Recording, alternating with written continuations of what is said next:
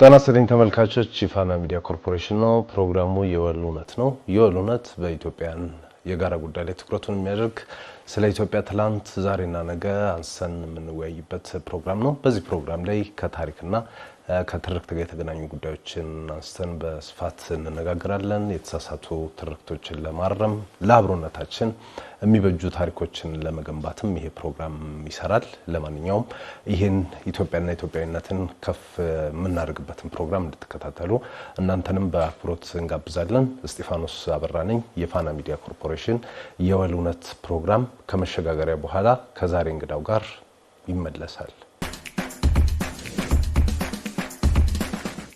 ተመልሰናል ተመልካቾች፣ እየተከታተላችሁ የምትገኙት ፋና ሚዲያ ኮርፖሬሽን ላይ የወል እውነት ፕሮግራም ነው። የወል እውነት በኢትዮጵያን የጋራ ጉዳይ ላይ ነው ትኩረቱን የሚያደርገው። የዛሬው ቆይታችን ደግሞ በዋናነት ትኩረት የሚያደርገው ባለፈው ከሳምንታት በፊት በተካሄደው 7ኛው የሀገራዊ ምርጫ ላይ ነው። በዚሁ መሰረት የገዢው ብልጽግና ፓርቲ በሚቀጥለው መስከረም ወር አዲስ መንግስት ለማቋቋም የሚያስችለውን የፓርላማ መቀመጫ ማግኘቱ ተገልጿል። እንግዲህ 7ኛው ጠቅላላ ምርጫ ምን መልክ ነበረው?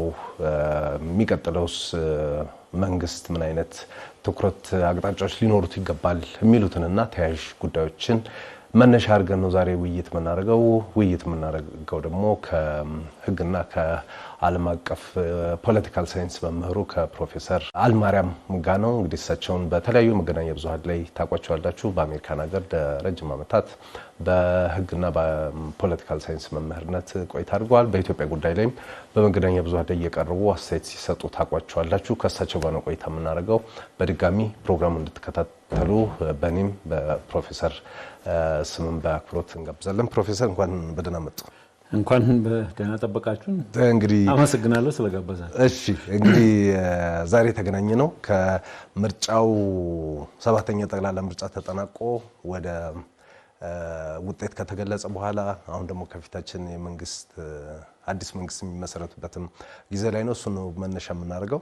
በማህበራዊ ትስስር ገጾች ላይ እርሶ እንግዲህ ገዢው ብልጽግና ፓርቲንም ጠቅላይ ሚኒስትር አብይ አህመድንም እንኳን ደስ ያሉት የሚል መልእክት አስተላልፏል። ወደ ዝርዝር እንትን እንመጣለን። ግን ብዙ ጊዜ ማህበራዊ ሚዲያዎች ላይ ጽሁፍ ከጻፉ በኋላ ከጨረሱ የኢትዮጵያ ወይም ደግሞ ቤስት ዴይስ ኦፍ ኢትዮጵያ የት ቱ ካም የሚል ነገር ያደርጋሉ። ኢትዮጵያ ግሬት አጌን። እስቲ የሚመኛት ኢትዮጵያ እርሶ ምን አይነት ኢትዮጵያ ነው?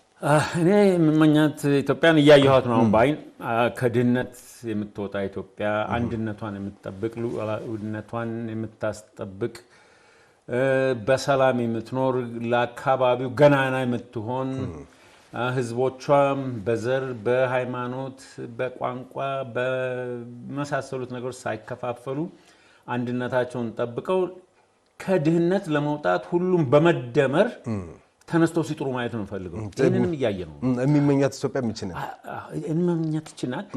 ፕሮፌሰር እንግዲህ ረጅም ከ50 ዓመት በላይ ይመስለኛል በአሜሪካን ሀገር ኖረዋል። የተወለዱትም እዚሁ ኢትዮጵያ አዲስ አበባ ነው፣ ካዛንቺስ። ኢትዮጵያዊነት ደርሶ ምንድነው? እንግዲህ ሀገር እንደሚወዱ 50 ዓመት ውጭ ሀገር ቆይተው አማርኛውም ያገር ለኢትዮጵያም ያሉት ፍቅር እንደዛው እንደተጠበቀ ነውና አንደኛ እሱ ስኬት መጣ። ሁለተኛ ለእርሶስ ኢትዮጵያዊነት ምንድነው? በልጅነቶትስ የሚያውቋት ኢትዮጵያ ምን አይነት ኢትዮጵያ ነበር? በማድግበት ጊዜ እኔ በማቀው ደረጃ በዘር ምናምን የሚባል ነገር ሁላችን የምንማረው አንድ ትምህርት ቤት ነው። ሁሉም አይነት እንደውም አልፎ ተርፎ ህንዶች ነበሩ፣ አሜሪካኖች የመሳሰሉት ነበሩ። በሃይማኖት ምንም አይነት ቅራኔ ወይንም እንትን አልነበረም። ምናልባት እንግዲህ የሄድክበት በጣም ክሎዝድ የሆነ ሶሳይቲ ስለሆነ ላታይ ትችላለህ። እሱ ምናልባት እውነት ሊሆን ይችላል። ግን መንፈሱ በሀገር ውስጥ ያለው መንፈስ እኔ እስከማውቀውና በልጅነት አእምሮ እስከምገነዘበው ድረስ የዚህ አይነት ነገር አልነበረም። ይሄ መከፋፈል የመጣው መነቋቋር ምናምን የመጣው ኋላ የመጣ ነው። ቅድም እንዳልከው አሜሪካ ከደረስኩ በኋላ እኔ አሜሪካዊ ነው የሆንኩት በግልጽ። ኢትዮጵያንም አላቅም ብያለሁ፣ አገባኝም ብዬ ትምህርት ቤት ነው ብዙን ጊዜ ያጠፋሁት፣ ምናልባት ጠቅላላውን ማለት ትችላለህ። ከዛ በኋላ ወደ ህግ ስራ ገባሁኝ። ከዛ ህግን እየሰራው በአሜሪካን ሀገር ህገ መንግስት ላይ ተጽዕኖ የሚያመጣ ስራዎች ሰርቻለሁ። እንዴት ነው ኢትዮጵያ ጋር የተገናኘን ስትል 2005 በፈረንጆች ወይም 97 ምርጫ የሚለው ጊዜ ብዙ ሰው ተገደለ። ምርጫው አሁን በምርጫው ማታ ስቴት ኦፍ ኢመርጀንሲ የሚባል አስቸኳይ ጊዜ ተባለ። ከዛ በኋላ ብዙ ሰው አለቀ። የዛን ጊዜ ለኔ ኢንተሌክቹዋል ክራይሲስ ወይ የአእምሮ ቀውስ ፈጠረብኝ።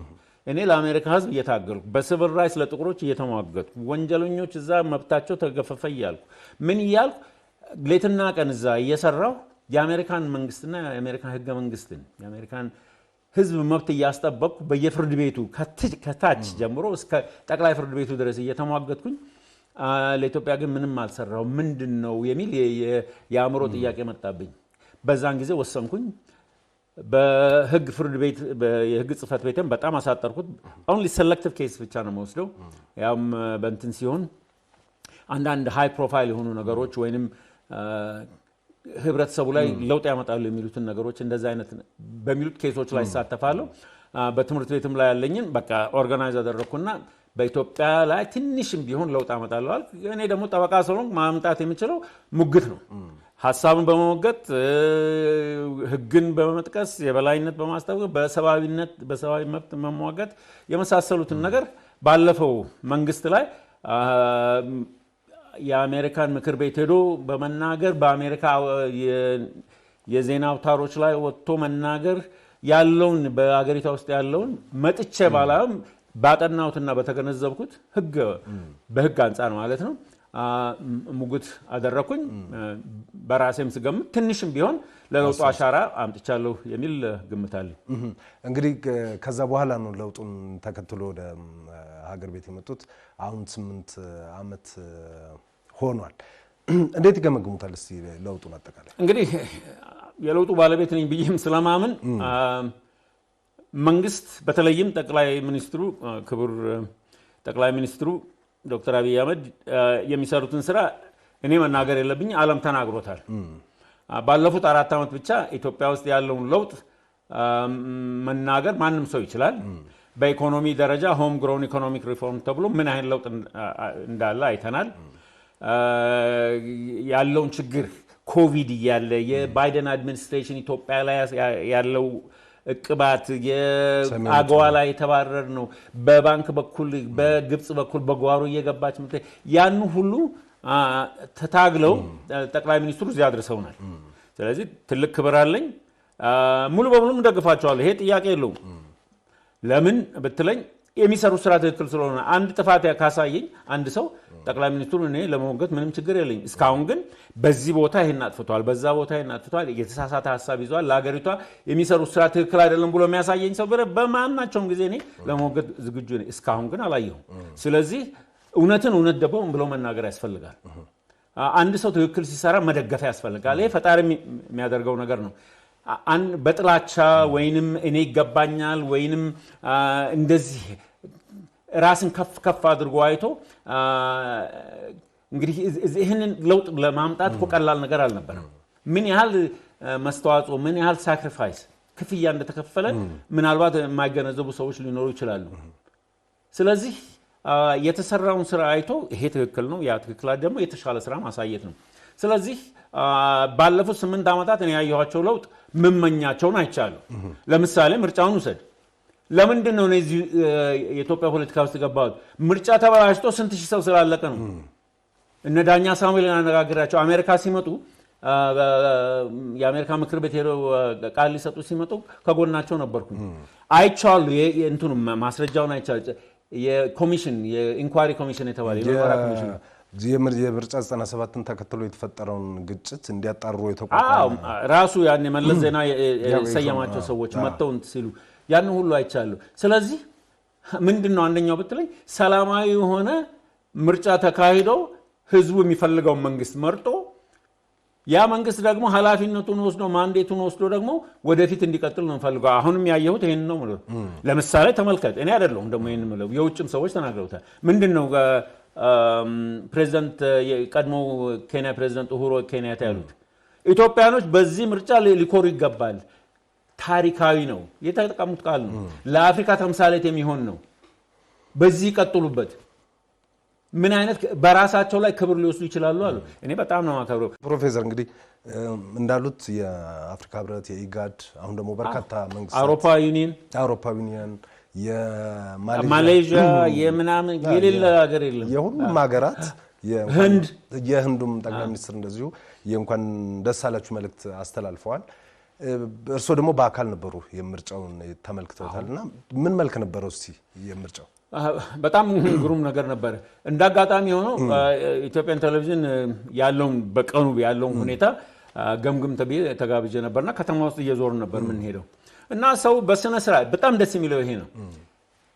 በየቦታው ስትሄድ እኔ እንጃ ምናልባት ብዙ 50 60 ሊሆን ይችላል በየአካባቢው ሲሄድ ሰው ተሰልፎ በስነ ስርዓት ቆሞ ለመምረጥ ተጠምዝዞ ግማሹ ቁጭ ብለዋል፣ ግማሹ ያወራል፣ ግማሹ ግን ስነ ስርዓቱን ጠብቆ ለመምረጥ እየተዘጋጀ ነው። ምንም ሁከት አላየሁም። ምንም የሚያስከፋ ነገር አላየሁም። ህጃል አነጋገርኳቸውም በእርግጥ ግን ቆሜ እንደዚህ እያንጋጠጡ ምናምን አይ ነበር። ያው በአይን የምትገምተው ብዙ ነገሮች ነበሩ። አሰራሩንም ምንም ችግር አላየሁም። ድንኳን የሚመስሉ ነገሮች አሉ። ሰው ይገባል፣ የሚያደርገውን ያደርጋል፣ ይወጣል። ሲወጣም ወደ የምርጫ ቦርድስ የማስፈጸም የምርጫ ቦርድ ላይ መቼም እኔ ትልቅ ክብር ነው ያለኝ። ለምን ብትል አሰራራቸውን በደንብ አድርጌ ተመልክቻለሁ። የምርጫ ቦርድ ትልቅ ሸክም ነበረበት። ምክንያቱም ምርጫ ሲባል ሶስት ፌዞች አሉ፣ ሶስት ቦታዎች አሉ። አንደኛ ምርጫ ከመሆኑ በፊት ብዙ ስራ የሚሰራ ያኔ ነው። አንደኛ ራሱ ምርጫ ቦርዱ ማዘጋጀት አለበት። ብቃት ያላቸው ሰዎች ማዘጋጀት አለበት። ህጉን የሚያውቁ ሰዎች ማድረግ አለበት። የደህንነቱን ነገር መፍታት አለበት። እቃም ይሄድበት ሳጥኑ የሚበታተንበት እንዴት አድርጎ እንደሚመጣ ሎጂስቲክሱ ምናምኑ ችግር ቢፈጠር ኔትወርክ ተሰርቶ ይሄ ወጣ ምናምን የሚባል እዛው እንትን ችግሮች ወደ መፍታት አለበት። 52000 አካባቢ ምርጫ ጣቢያ ነው እንግዲህ ባመናገሩት እንደሱ የተመዘገቡት ስብትል መመዝገቡስ ራሱ 10000 ከእንትኖች ይሄን ስንት መቶ 54 ሚሊዮን ጠቅላላ የመዘገቡት 54 ነው። ከዛ ደግሞ የሚደንቀው ነገር ለመጀመሪያ ጊዜ 5.5ቱን በዲጂታል ነው የመዘገቡት። ይሄ ቀላል ስራ አይደለም። አልፎ ተርፎ ደግሞ በዛው ቀን ይደረጋል። በየቀኑ ምርጫ ቀን ስከታተል ነበር ግልጽ በሆነ መንገድ። እዚህ አካባቢ ይሄ ገጥሞን ነበር። በየሰዓቱ ምናምን እየወጡ ይናገራሉ። ቸግሮናል፣ ይሄ ሰው ቆመብን፣ ምን እንደዚህ ተደረገ፣ ሰዓቱ መርዘም አለበት ምናምን። ይሄ ለኔ የሚነግረኝ ምንድን ነው? ህዝብ የቦርዱ ኮንፊደንስ ወይ እምነት እንዲኖረው ነው የሚያደርገው። ለዚህ ያዳላል፣ ለዛ ያዳላል ማለት የሰረዛቸውም ውጤቶች አሉ እንደገና መደረግ የሚኖርባቸው አሉ። ሌላ ደግሞ በህግ መጠየቅ ያለባቸው አሉ። እነሱም ተዘጋጅተዋል። ቻሌንጅ ማድረግ የሚፈልግ ሰው በፍርድ ቤት ሊሄድ ይችላል። ከዛ በኋላ ደግሞ የምርጫውን ውጤት ሲያስታውቅ ሁሉን አጠራቅሚ ልጠብቅ አላለም። እዚህ ጋር የተገኘውን ዛሬ እንደዚህ ነው፣ እዛ ጋር እንደዚህ ነው፣ ያ እንደዚህ ነው። ለአንዳንድ ሰው እንትን ይመስለዋል ወይ ሰንፈው ወይንም ስነ ስርዓት ያለበት ጥራት ያለው ስራ መሰራት አለበት። ለምሳሌ ገጠር ቦታ አንዱ ጋር እንደዛ ላይኖር ይችላል። እንደ ልብህ ማታደርገው ከተማ ውስጥ ቀላል ነው፣ አዘጋጅተው ወደ ማቅረብ ትችላለህ። ስለዚህ ያ ደግሞ ጥንቃቄ የሚያስፈልገው እሱ ደግሞ ራስን የቻለ በእኔ ግምት ነው ራስ የሚያዞር አይነት ስራ ነው። ስለዚህ በጣም ነው ማደንቀው። ተወጥተውታል ማለት ይቻላል። ተወጥተዋል። በተለይም ደግሞ ሊቀመንበሯ ወይዘሮ መላትወርቅ በጣም ነው ማደንቃቸው ማከብራቸው። እንግዲህ ይሄ ውጤት የህዝቡም ቅድም እንደጠቀስነው ትልቁ አስተዋጽኦ አለው። ምርጫ ቦርድም የራሱ አስተዋጽኦ አለው። ከዛ በኋላ ደግሞ እንግዲህ የመከላከያን ጨምሮ የጸጥታ አካላት የተጫወቱት ትክክል ነው። ለነገሩ በጽሁፎቼ ላይ በጣም ሁሉንም አድርጌያለሁ። ትልቅም ክብር ተናግሬያለሁ። ምክንያቱም ጸጥታና ደህንነት ሲመጣ ፌደራል ፖሊስ አለ፣ የከተማ ፖሊሶች አሉ፣ መከላከያም አለ። መከላከያ ራቅ ብሎ ነው የሚጠብቀው። ሲጠየቅ ነው የሚገባው፣ ዝም ብሎ አይገባም። ምክንያቱም ስራውም አይደለም።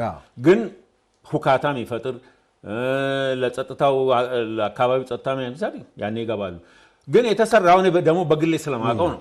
ፌደራል ፖሊስ ለምሳሌ ልክ ይሄ ከመሆኑ በፊት አንድ ሳምንት ሲቀረው ኮሚሽነር ጀነራል ደመላሽ የፌደራል ፖሊስ ዋና መስሪያ ቤት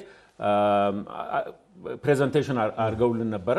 አየን እንዴት አድርገው በኔትወርክ ተደርጎ አንድ አካባቢ ችግር ቢኖር እንዴት አድርገው ፖሊስ እንደሚፈታ በቃ ይሄ ቴክኖሎጂ በጣም ሄቪሊ ቴክኖሎጂ ዶሚኔት ያደረገው ወይም የሞላበት አሰራር እንዳለ አሳይቶን በጣም ነው ለኛ ለተመልካች ማለት ነው ኮንፊደንስ ወይንም እምነት የሰጠን ያው እንዳልኩ ይሄ የጥምር ስራ ነው። ጥምር ማለት ተደምረን የሰራን ማንንም ሰው ለብቻው የሚያገኘው ውጤት አይደለም። ራሱ ገዢው ፓርቲም እኮ መመስገን ይኖርበታል። በዚህ እነሱ እኮ እጃቸውን ራቅ አድርገው ነው የተቀመጡት እንጂ እንደ በፊቱ ቢሆን አሁን በፊት እንደው ገብቶ ማብኳት አለ መበጠጥ ራሱ ቦርዱን እየጨመቁ እንዲያርግ ማለት ይችላል። ስለዚህ ለነሱ ክሬዲት መሰጠት አለ። የተቋሚ ፓርቲዎችም እንደዚሁ እንደነሱማ በተለይ ለነሱ ትልቅ ምስጋና ይገባል። ምክንያቱም አሁን እነዚህ አንደኛ በጣም ደስ ያለኝ ምንድነው እነሱም ድምጽ አላቸው ማለት ነው። ገዢውን ፓርቲ በምክር ቤት ሆኖ መሞገት ይችላሉ። ቁጥራቸው ያን ያህልም ዋናው ነገሩ መኖራቸውና በምን ያህል ሎያል ኦፖዚሽን ይሉታል ፈረንጆች ምክር ቤት ውስጥ ገብተው መንግስት ወይንም ገዢው መንግስት ያበላሸው ነገር ካለ ለህዝብ ያቀርባሉ፣ ያሳያሉ፣ የተሻለ ነገር ይጠቁማሉ፣ የራሳቸውን ፕሮግራም የተሻለ መሆኑን ያሳያሉ። በብዙ ነገር መንግስትን ተጠንቅቆ እንዲሰራ ያደርጋሉ። ካልተጠነቀቀ ያው እነሱ ሁሉ ጊዜ ስለሚያሳዩ ማለት ነው። ስለዚህ እነሱም ትልቅ ምስጋና ይገባቸዋል። በጣም ፕሮፌሰር እንግዲህ የዘንድሮውን ምርጫ ለየት የሚያደርገው እንግዲህ ውጤቱም ስለተገለጸ ባለፈው ሳምንት በፌዴራል ምክር ቤትም በክልል ምክር ቤቶች ውስጥም በርካታ ተቋሚ ተፎካካሪ ፓርቲዎች ገብተዋል። በፌዴራል ውስጥ ወደ 40 ይመስለኛል ተፎካካሪ ፓርቲዎች ገብተዋል። በክልል ምክር ቤቶችም በርካታ በተለይ በደቡብ ምዕራብ በማዕከላዊ ኢትዮጵያ በርካታ ተቋሚ ፓርቲዎች ወደ ክልል ምክር ቤቶች ገብተዋል እና እንግዲህ በተለይ የክልል ምክር ቤቶች ከዚህ በፊት እንዲህ አይነት እድል አልነበራቸው። ተቋሚ ፌዴራል ፓርላማ ውስጥ ነው እንጂ የክልል ምክር ቤቶች ውስጥ ብዙ ተቋሚ ሲገቡ አናስታውስም እና የሚቀጥለው መንግስት የሚቀጥለው ፓርላማ ከዚህ በፊት ከነበሩት የሀገራችን ፓርላማዎች ሁሉ የተለየ ነው የሚሆነው። የፓርላማው በዚህ መጠን ዥንጉርጉር መሆን የተለያዩ ድምጽ ያላቸው ፓርቲዎች እዛ ውስጥ መግባት ስለ ሀገራችንስ ምን የሚነግረን ነገር አለ? ጥቅሙስ ምንድነው? እንግዲህ ለኔ ግልጽ ነው። ኢትዮጵያ ውስጥ መልቲ ፓርቲ ዲሞክራሲ ወይንም ሰፋ ያለ ዲሞክራሲ እየተዘረጋ መሆኑን ያሳያል። ምክንያቱም እነዚህ ፓርቲዎች ቁጥራቸው ቢያንስም ጉልበታቸው አያንስም። መድረኳ ትንሽ ስለሆነ ማለት ነው። 540 ካለው አሁን ተማውቶ ምንም ብሎ ባለው ድምጻቸው ይሰማል ማለት ነው። እስከተሰማ ድረስ ደግሞ የህዝብን ጆሮ፣ የህዝብን ልብ፣ የህዝብን ልቦናና የህዝብን አእምሮንም ይስባሉ ማለት ነው። ስለዚህ ለኔ ዋናው የመልቲ ፓርቲ ዲሞክራሲ የሚባለው ዋና ጥቅሙ ምንድነው? ሁሉም ሰው ተሰሚነት ይኖረዋል። አሁን ህዝብ መርጧል። ብልጽግና ፓርቲ ስራ ላይ ይሆን ተብሏል። የ5 ዓመት ኮንትራት ነው ያለው። የ5 ዓመት ኮንትራቱ ይታደሳል። የዛሬ 5 ዓመት በትክክል ካልሰራ ችግር ሊመጣ ይችላል፣ ላይኖርም ይችላል። ይሄን ደግሞ በደቡብ አፍሪካ አይተነዋል። የራማፎሳ ፓርቲ መጨረሻ ላይ ኤንሲ መጨረሻ ላይ መጣመር ግዴታውን ለምን እኛ ብቻ ነን ሱፐር ማጆሪቲ ያለን ከሁሉም ድምጻይ ስለበጠ እንፈልጣለን እንቆርጣለን ምናምን አለ። ህዝቡ ግን መጨረሻ ላይ እንደዛማ አይሆንም ማለት አሁን ችግር ላይ ወደቁ። ራሱ ራማፎሳ በኢምፒችመንት ምናምን ተርምሱ ቁጭ ብሏል። ስለዚህ ምንድነው ይሄ የሚያሳየው? ተመልካች አለ፣ ተሟጋች አለ፣ አዲስ ሐሳብ አቅራቢ አለ። የህዝብንም አእምሮና ልቦና የመሳብም ችሎታና የመቀየርም ችሎታ ያለው ኃይሎች በግልም በእያንዳንዱም ቢሆኑ እንደ ተቃዋሚ ሆነው ቢሰሩ ለገዢው ፓርቲ መስታወት ይሆናሉ ማለት ነው። ካላስተካከላችሁ እኛም አለን ማለት ነው። ስለዚህ እኔ በጣም ደስ ነው የሚለው ተጠንቅቆ እንዲሰራ እንግዲህ ገዢው ፓርቲ አሁን ወደ ማጆሪቲ ቮት አግኝቷል። ቀጣዩ መንግስት እንዳሉት መስከረም ላይ አዲስ መንግስት የመመስረት የፓርላማ መቀመጫ አግኝቷል። እንግዲህ የህዳሴ ግድብን የሰራ ፓርቲ ነው። በስንዴ በከተማ ልማት በብዙ ነገሮች ብድር ክፍያ ላይም የኢኮኖሚ ሪፎርም እያልን የምንጠቅሳቸው ነገሮች እስቲ እንግዲህ ለብልጽግና ፓርቲን በዚህ ደረጃ ሰው የመረጠበት ምክንያት ምንድነው ብለው ያስባሉ? እንግዲህ ለኔ ግልጽ ነው። ይሄ ማለት ምንድነው የሀገርም ሰው ብቻ ሳይሆን እኔም ብቻ ሳይሆን ዓለም አይቶ ኢትዮጵያ ለየትራጀክተሪ እንደያዘች ተናግሯል። ፕሮስፐሪቲ ፓርቲ እና ክቡር ጠቅላይ ሚኒስትር አብይ አህመድ የሀገሪቷን ትራጀክተሪ ወይም መንገድ ቀይሰውታል። በስራ እያሳዩ ነው። እነሱ እኮ ቀጠሮ ይሰጡሃል። በዚህ ቀን እንጨርሳለን ያለው ይጨርሳሉ። ግልጽ ነው። በመስከረም እንደዚህ 2005 በፈረንጆች ህዳሴ ያልቃላሉ አስረከቡ። አሁን ኮይሻ በ2 ዓመት ተኩል ያልቃል ተብሏል። የኢትዮጵያ ፓወር ምን ያህል እንደሚጨምር ታያለ። በተርማል አለ፣ በሶላር አለ፣ በዊንድ በነፋስ አለ፣ በምናምን ይሄ የሀገሪቷ ዋናው የኤነርጂ ሶርስ ከሆነ ዋናው እኮ የሚንቀሳቀሰው በዚህ ነው። ሌላው አልፎ ተርፎ እንደው በቀላሉ ስነግር አሁን ከስትሬት ኦፍ ሆርሙዝ ጋር ያለንን ችግር የዛሬ 2 ዓመት የባትሪ መኪና ባናስገባ ኖሮ ምን አይነት ችግር ውስጥ እንገባ ነበር? አሁን ወደ 120-30 ሺህ ገብቷል ተባለ። ተመልከት፣ እሱን አርቆ ማሰብን ይጠይቃል። ያኔ ይሳቅ ነበረ። ምን ያደርጋል? ማን ይገዛዋል ባትሪ ምናምን እየተባለ ይናቅ ምናምን ነበረ። አሁን ይሄ ጭንቅ ሲመጣ የቀውጢ ቀን ሲመጣ ግን ምን ነው የ2 ዓመት ቀድመን በጀመር ነው ኖሮ የሁሉ ችግር አይመጣም እያልን እናስባለን። ምክንያቱም ትልቁ ወጫችን የሚሄደው ወደ ነዳጅ ነው። ያንን ለልማት ልናውለው እንችላለን።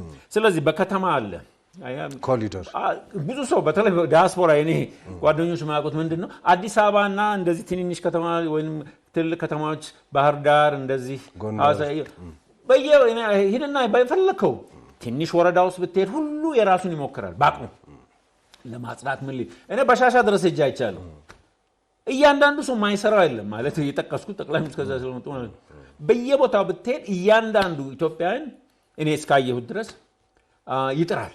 ለምን ያላ ይማራል። አንድ ሰው እኮ ከጎረቤቱ ከአካባቢ እንደ አዲስ አበባ እንደዚህ አብርቃ ዓለም ላይ ስትታይ ምን ነው እኛት እንኳን መሞከር ማንችል።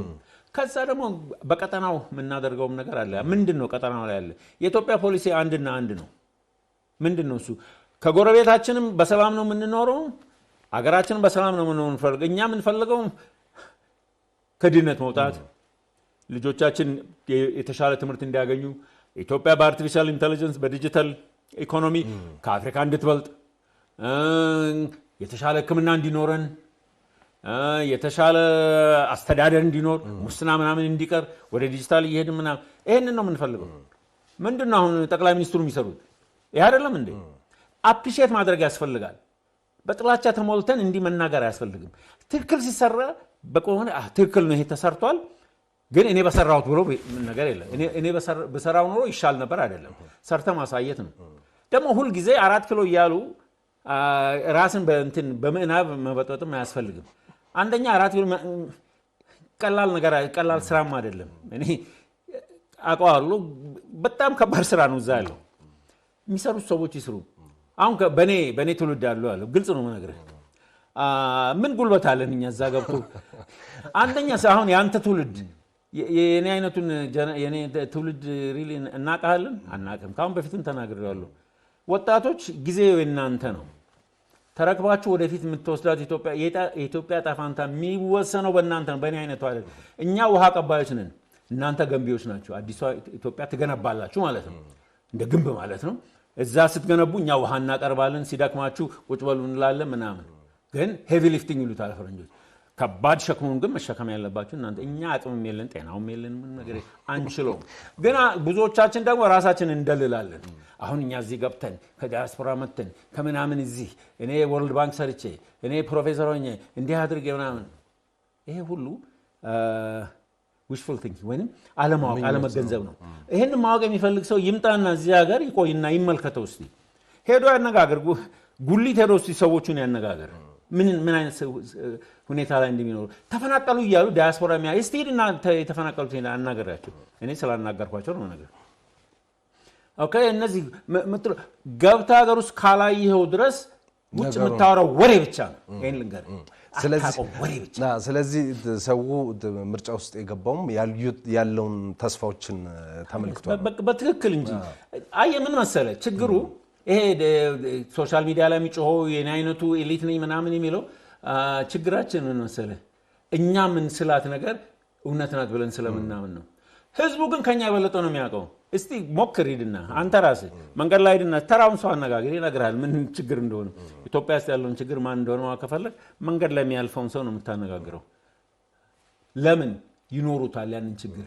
ይበሉት ይጠጡታል ይተነፍሱታል በየቀኑ ምንም አዲስ ነገር ልትነግራቸው አትችልም የኢትዮጵያ ህዝብ እንደዚህ የምትለው ነገር ኢትዮጵያ ያያል አዲስ አበባ ያያታል ማንንም አዲስ አበባን ብትጠይቅ በጣም ነው ደስ ያለው ለምን የነበረበትን ቦታ በፊት የነበረበትን ያውቃል አሁን የተሻለ ጊዜ እንደሆነ ያውቃል ችግር የለም ማለት አይደለም ሁሉ ነገር አልጋ ባልጋ አይደለም የትም ዓለም እንደዛ አይነት ነገር የለም ግን የዛሬ 5 ዓመት የዛሬ 3 ዓመት ከነበረችበት አዲስ አበባ ኢትዮጵያ ዛሬ ያለችው ኢትዮጵያ ትሻላለች ይሄ ደግሞ ቆሞ እዛ ውጭ የሚያወራን አይደለም ኢትዮጵያ ልትፈርስ ነው እንደዚህ ልትሆን እሱ ምናብ ነው ሲያወራ ይውላል እድሜ ልኩን ኢትዮጵያ የትም አትሄድም አትፈርስም ምን ማለት ኢትዮጵያ ትገነባለች ይሄን ልንገር እያየነው እኮ ነው ሪያሊቲው እንዴት አትቀበልም ኢትዮጵያ እየተነሳች እየተንሰራራች ነው ምናያት እዚሁ በየቀኑ እስቲ መንገድ አዲስ አበባ ስትሄድ በአንድ ቀን ሌላ ነገር እዛ ተፈጥሮታል የት መጣ ትላለህ ምንድነው የሚያሳየው ግን አየ ኢትዮጵያ ትፍረስ የሚሉት ለምን መሰለህ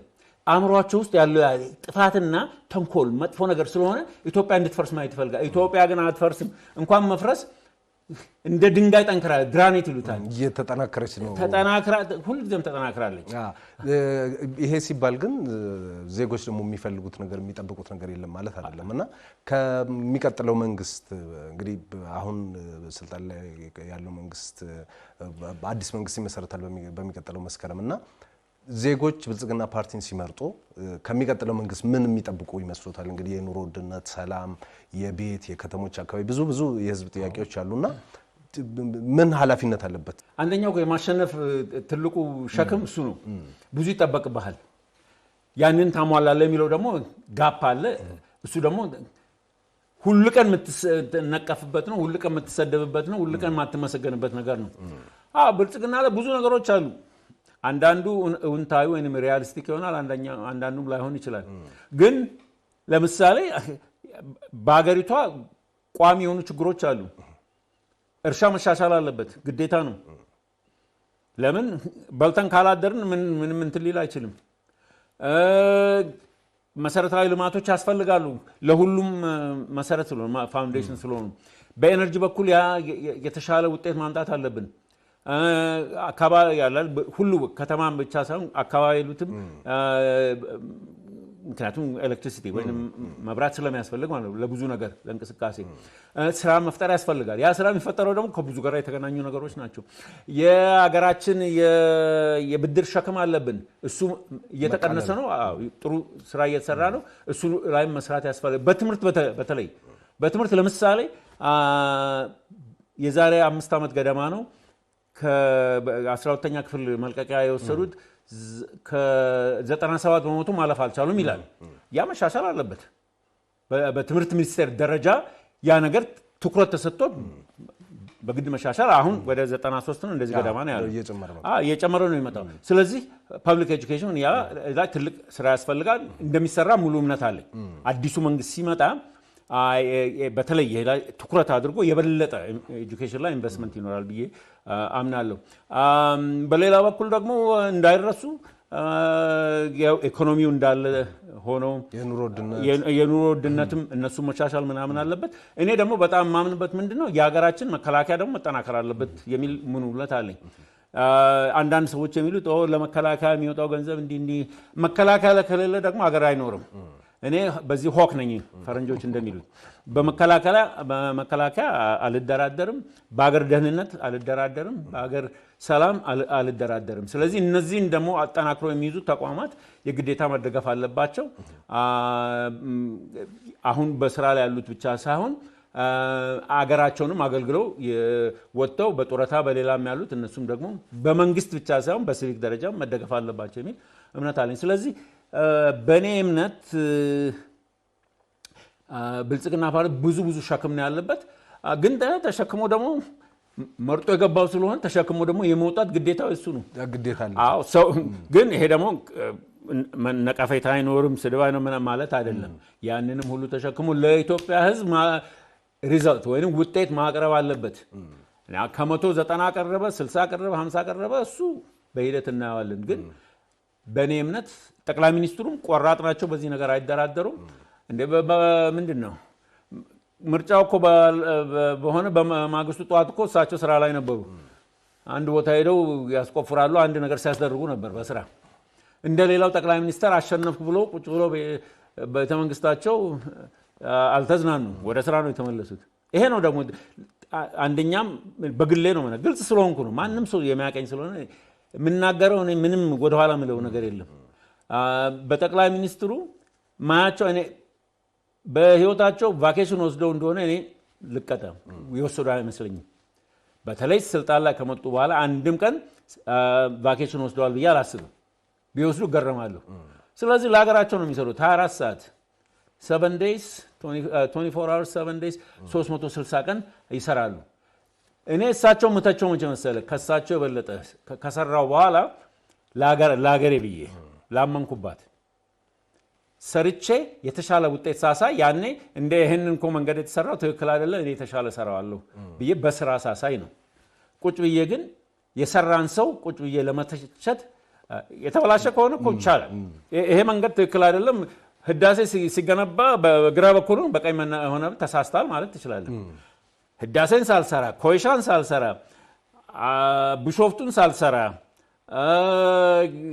አገር ልማት ኢኮኖሚውን እንትን ሳልል ሁሉ ጊዜ አንዳንድ ነገር እያወጣው እቺ ጋር እኮ አልተሰራችም ያንን እያጋነንኩ ማወራ ከሆነ ከንቱ ነኝ ማለት ነው። እንግዲህ ኢትዮጵያ ውስጥ ቅድም እርሶም ሲያነሱት እንደነበረው የተጀመሩ ነገሮች አሉ። በከተማ ልማት አሁን የዚህ ማዳበሪያ ፋብሪካ አለ፣ የተፈጥሮ ጋዝ አለ፣ የዚህ ትልቅ የኤርፖርት ግንባታ አለ፣ የኒውክሌር ፕላንት እንግዲህ ለሰላማዊ ኃይል እሱ ፕሮጀክት አለ፣ የቤቶች ግንባታ አለ፣ በስንዴ በግብርና በአይቲ በዚህ በዲጂታይዜሽን የተጀመሩ በርካታ ነገሮች አሉና አሁን ደግሞ በዲሞክራታይዜሽን ከዚህ ከምርጫ ጋር የተጀመሩት ነገሮች አሉ። እነዚህ ነገሮች አንድ ላይ ተደምረው አንድ ላይ ተሰናስለው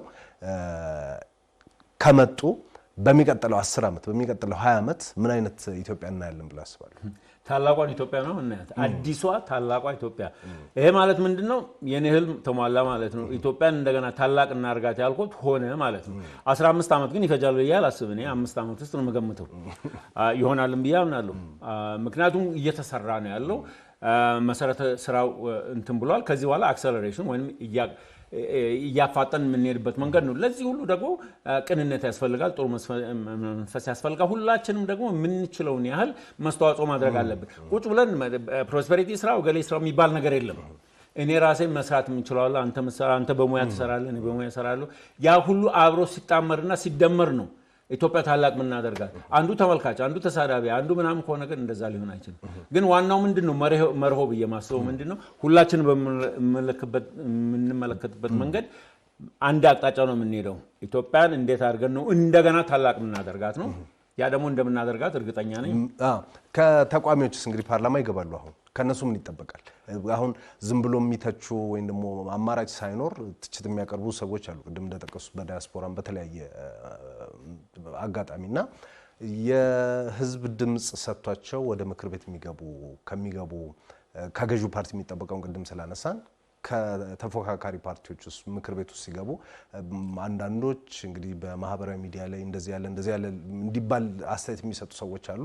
አንዳንዶች ደግሞ ለሀገር የሚጠቅም እና በትክክል ችግሮችን የሚያሳይ ሀሳቦችን ሲሰጡ እንመለከታለንና ፓርላማ ከሚገቡ ወይም ደግሞ ምክር ቤት ከሚገቡ ተፎካካሪ ፓርቲ አባላት በክልልም በፌደራልም ምን ይጠበቃል ያስባል? ከነሱ የሚጠበቀው ምንድነው ካልከኝ፣ አንደኛ መንግስት ሲሳሳት መጠቆም፣ ሁለተኛ አዳዲስ ሀሳብ ማምጣት፣ ፖሊሲ መቅረጽ፣ በአገሪቷ ውስጥ ያሉትን ነገሮች መከታተል፣ ኦቨርሳይት ይሉታል።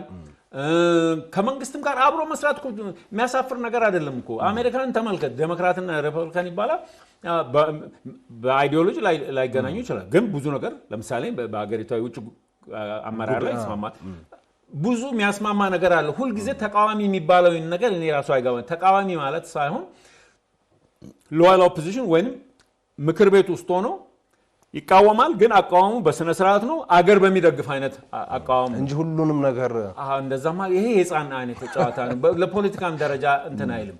በመጨረሻ ደግሞ ከዲያስፖራ ውስጥ ምን ይጠበቃል? እንግዲህ ዲያስፖራ ላይ ቁጭ ብለው ብዙ ትችት ላይ መሰረት ያደረጉ ብዙ ፖለቲከኞችም አሉ። የማህበራዊ ሚዲያ የሚያንቀሳቀሱ ሰዎችም አሉ ባለፉት አመታት እንግዲህ የነበራቸው ሚና ይታወቃል ብዙ ሀገር ወዳድ ዲያስፖራ እንዳለ ቢታወቅም ከዛ ውስጥ ደግሞ ጥቂቶች ወደ ኢትዮጵያ ግጭትን ኤክስፖርት የሚያደርጉ ኃይሎች እንዳሉ ይታወቃልና ለነሱ ምን መልእክት እንግዲህ መጀመሪያ ከነሱ ጋር ለረጅም አመት ሰርቻለሁ አቃቸዋለሁ ብዙዎቹ በሚዲያ ላይ ያሉት እኔና በብዙ ጊዜ ኢንተርቪው አድርገውኛል ምናምን ስለዚህ ማንነታቸውን አቃለው የእውቀታቸውን ችሎታቸውን ምንም አቃለው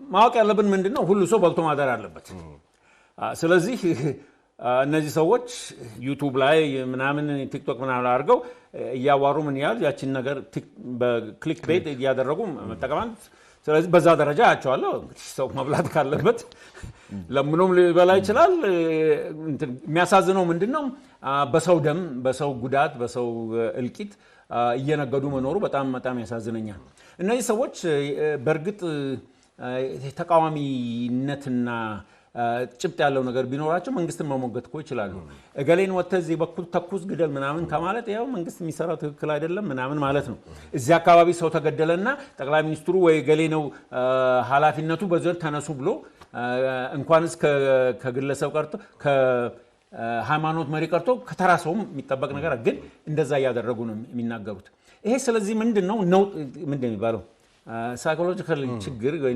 ስነልቦ ችግር አለ ያ ችግር ምንድነው ጊዜ አለፈብን ነው የሚሉት በተለይ በእኔ ደረጃ አለው አብዛኛው ጦረታው ወጣ ምንም አለ ለሀገሩ ምንም ያልሰራል እኔ ሰራው ማለት አይደለም እኔ ሰራ ብትነው አንድ ጠብታ ልትሆን ትችላለች ግን ሞክሬያለሁ በተቻለ መጠን ማለት ነው ግን እነሱ ያሰዋት ኢትዮጵያን ሊያገኙ አልቻሉም አሁን ለምሳሌ ተቀይራለች ያንተ ትውልድ ስለወሰደው ማለት ነው ስለዚህ መጥተው ያንን ማድረግ ስለማይችሉ እኛ ካላደረግነው ካልያዝነው እንበጥብጠው ነው ነገሩ ስለዚህ እዛ ሆኖ ከበጠበጥን በቃ አንድ ነገር ሰርተናል ብለው ነው የሚያምኑ ይሄ ግን ሞኝነትም ነው የዋህነትም ነው ስለዚህ ዲያስፖራ ምን ማድረግ አለበት የሚለው እኔ ግልጽ በሆነ መንገድ አንደኛ እውነትን እውነት ብሎ መቀበል አለበት የሚሰራው ጥሩ ስራ ሀገር ውስጥ መደገፍ አለበት አለምንም ጥያቄ የተሳሳቱ ነገሮች ካሉ አምጥቶ ማሳየት መሞገት ግን በሰላማዊ መንገድ ጦርነት ምናምን ሳይሆን ቀላል እኮ ነው እኔ ለ18 አመት ነው ወያኔ መንግስት የሞገትኩት አንድ ቀን መሳሪያ አውጡ እንደዚህ አላቅም ለምን አላምንበትም በሐሳብ ግን እንሞግታቸዋል ይስቁብኝ ነበር ክሬዚ የሆነ ፕሮፌሰሩ ጭንቅላቸው እንዴት አድርገው ነው ሞግተ እነዚህ ሰዎች ከስልጣን ላይ ይቻላል ጊዜ ሊፈጅ ይችላል እውነት ሁሉ ጊዜ ብትወርቅም መነሳቱ አይቀርም ዋና ነገር ምንድነው በዲያስፖራ እዛ አሜሪካ ቁጭ ብለን ሃምበርገር እየገመጥን ጉስኪና ኮኛክ እየጠጣ ምናምን እዚያ ያለው ህዝብ ላይ መፍረድ አያስፈልግም ፈጣሪም አይወደው ስለዚህ በዚህ ደረጃ በኃላፊነቱን መውሰድ አለበት እውነት ብሎ መቀበል አለበት ሐሳብ ደግሞ የተሻለ ነገር ካለው ማቅረብ አለበት ከሌለው ደግሞ ያለውን መተቸት ይችላል የተሻለ ነገር ማሳየት ይችላል ግን በማናቸውም ረገድ ግን እዛ ሆኖ ገንዘብ እየላኩ እዛ ሆኖ ዩቲዩብ ምናምን እየተጠቀሙ አገር ውስጥ እንበጥብጥ እናጋድል ምናምን የሚለውን ይሄ ፈጽሞ ውድቅ የሆነ አስተሳሰብ ነው ወደፊትም ስኬታማ ሊሆን አይችልም ምክንያቱም ኢትዮጵያ ህዝብ እየነቃ ነው ያለው አሁን ለምሳሌ ይሄንን ሚንጫጫው ዝም ብዬ ነው ሰው እንትና አነጋገር መስማት የሚፈልግ ሰው የለም እነሱ የራሳቸው ኮር ሰዎች አላችሁ ይሄንን ግደል የሚሉ መስማት የሚወዱ ሰዎች አሉ አብዛኛው ሰው ግን ሄድና ጠይቅ ሊስትሮውን ጠይቅ ከፈለክ እኔ እንደዛ ነው ማደርገው ታክሲ ሚነዳውን ሰውዬ እንዴት ነው ዛሬ ምንድነው መስማት የማይፈልግም እሱ ምንድነው ዛሬ ኖሮ ከጃፍ ኖሮ በልቶ ጠጥቶ ማድረግ እንፈልገው ስለዚህ ጊዜያችሁን ማታቱ አገራችሁን ኑናርዱ ብዙ የሚትረዳ ሀገርናት ብዙ ቦታ ላይ መግባት ትችላላችሁ ከመንግስትም ጋር መገናኘት አያስፈልግም እያንዳንዱ ሰው በግለሰቡ የሚሰራው ብዙ ነገር አለ በግለሰቡ ማለት በቢዝነስ ዘርፍ አለ በኤንጂኦ ደረጃ አለ ማስተማር ይችላል ከራሱ እየሰጠ ማለት ነው ኢንቨስት ማድረግ ይችላል ሁሉ ዲያስፖራ አንድ ነው ማለት አለ የኔ አይነቱ የዛሬ 50 ምናምን ይወጣል የዛሬ 5 አመት 10 አመትም አሜሪካ ይገባል ሁላችንም የተለያየ እንትን ነው ያለ አንድ አይደለንም ማለት ነው ግን አንድም ባንሆን እያንዳንዳችን ደግሞ ተደምረንም ሆነ በእያንዳንዳችን ደግሞ አገርን ለመርዳት እንችላለን ቢያንስ የተጎዱ እናትና አባት የሌሎቻቸውን ልጆች የሚረዱ ቦታዎች አሉ ለነሱ ገንዘብ ተሰጥቶ እነሱ መርዳት ይቻላል ጥሩ ነገር መስራት ይቻላል ስለዚህ ጥሩ ከዲያስፖራ የሚጠበቀው እሱ ነው ሌላ ነገር የለም ፕሮፌሰር በጣም ነው የማመሰግነው መጥተው ይሄን መሰለ ነገር እንትን ስላል ሌላ ጊዜም እንደዚህ ተገናኝተን በማናቸው ጊዜ ደስ ይለኛል እኛም ደስ ይለናል ጥሩ ነገር ነው ያነሳነው ተመልካቾች እናንተንም እናመሰግናለን እንግዲህ ስትከታተሉ የቆያችሁት በፋና ሚዲያ ኮርፖሬሽን ላይ የወሉነት ፕሮግራም ነው የወሉነት ዛሬ የሰባተኛው ጠቅላላ ምርጫን መነሻ አድርጎ ምርጫው እንዴት ነበረ ከሚቀጥለው መንግስትስ ምን ይጠበቃል የሚሉ ጉዳዮችን መነሻ አድርጎ ከፕሮፌሰር አለማየሁ ገብረማርያም ጋር ይሄን የመሰለ ቆይታ አድርጓል በቆይታችን ላይ ሀሳቦች አስተያየቶች ካሉ መስጠት ይቻላል ስለተከታተላችሁ ግን እናመሰግናለን እስጢፋኖስ አበራ ነበርኩኝ የፋና ሚዲያ ኮርፖሬሽን የወሉነት ፕሮግራም በሚቀጥለው ሳምንት እንደዚሁ ከሌላ እንግዳ ጋር ይመለሳል